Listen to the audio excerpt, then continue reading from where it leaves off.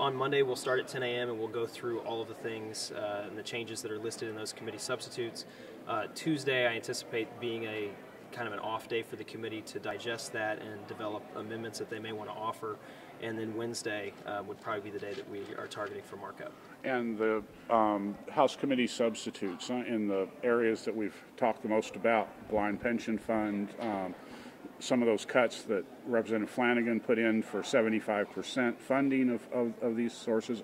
How many of those survived to the committee substitute? You know, not everything survived from those recommendations. I think the good news is that I've laid out a path for a balanced budget, and that the governor's assault on education ends today.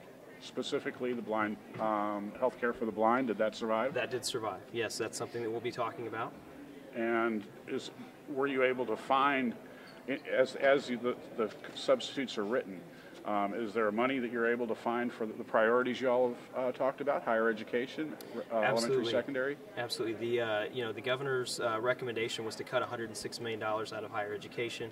The third year in a row that he's recommended cutting higher education would have totaled, I think, about a 25% cut since he took office. We have found the money to replace that cut and give level funding to both elementary and secondary education as well as higher education for the next year. So level funding for elementary and secondary education, that means the extra $5 million has now been moved essentially to higher education. Correct. That means I removed the governor's election year political stunt. And where else did you find money to make up what I guess would be $66 million after the mortgage settlement? Sure. There's a list of things. $28 million would be coming from the state medical program, $5 million from the DESE, $10 million, I believe, from, you got Mosira, which is gone, so that's another $3 million. I can come up with a list. Off the top of my head, it's kind of hard to do. You said state medical program. Is that the program for the blind? That would be the program that affects the blind, yes. And so it will not be there next year. Correct. For the blind. It's being cut. It's being cut. Oh, okay. It was unclear as to what you meant. Sure. And let's be clear about that program too. There's the emotional argument, which just labels people and groups them together, and that's just the cut to the blind. Then there's the argument where you actually look at the program and you see that we're talking about 2,800 people who have income and that their income is too much for Medicaid. That's the population that we're dealing with. If you talk to the Missouri Federation of the Blind, they say that there should be about a 1% of your population will be blind. If we have 6 million people in the state of Missouri, that's 60,000 blind people. This cut will only affect 2,800 people who are employed, who have income, and who are treated differently under the current system than any other disability.